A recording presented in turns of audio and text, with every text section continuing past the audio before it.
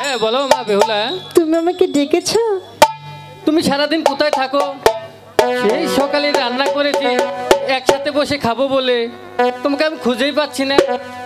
মা হ্যাঁ বলো। আমি সখীদেরকে নিয়ে ওই বাগানে খেলা করছিলাম। বাগানে খেলা করছিলে? হ্যাঁ মা। তুই খানা খেতে হবে না? খাবো তো। একটি কথা বলি মা। হ্যাঁ বলো। রাখবে তো? তুমি হলে আমার একমাত্র মেয়ে, তোমার কথা রান্না রাখতে কি পারি? বকবে না তো? না না বলো।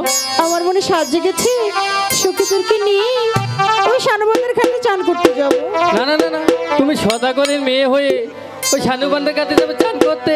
আমি যাব না না, আমি তোমাকে কিছুতেই ওই শানুবান্ধার ঘাটে যেতে দেবো না। আমি যাব। আমি যেতে দেব না, দেব না, দেব না। হাই গো বিদায়ী দেহেলি